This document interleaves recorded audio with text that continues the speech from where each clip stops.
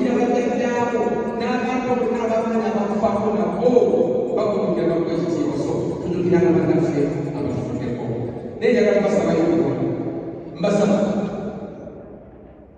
inze abantu bakaselebrate Kristo naye ebintu bino si byangu naye mwe mwapesa erinyeeryo asabibwa okufe abiyimbirwa naye tusudde temuyita mu kizibu obulamu bwammwe bwakunkenke njagala kubasaba ebbanga limaze mu bwafaaza okusobola okufuna akantu konna kokola ne kasigalamu to be able to do what can allow to live you must balance God and your life.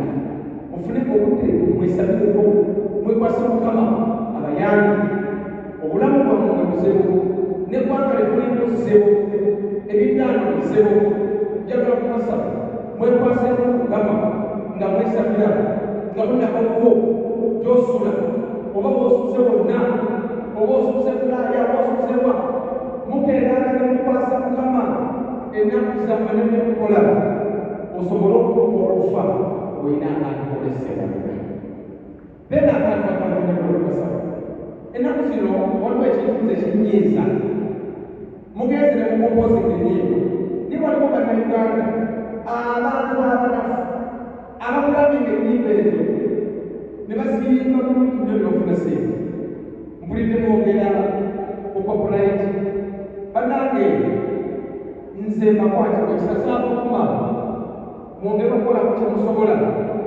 oba kinasoboka simanyi muyambe abayimbi benyumirize mu kitone kyange kyankulwana okuyimba n'otuuka okufa abatulinaana abayimbi abamu abangi abakadde bayimire politics ne bagwa tebaliddaani tekawabiriralu abamu bafuka ntiisa bayimire ebyobufuzi olwogenanya okutipingaya ku social media yakada akasaati katugamba njagala abawuma mugezeeko okunyambako mu mbeera eyo bannayuganda bakulambira ennyimba ne baziimba ku mukolo ne bafuna sente ekyo sikyakanazeekatyono nekyokubiri njagala copyright ng'omuntu abanga ayimba afuna okufuna ku kuyimba kwebwe akaseera mu nsi muno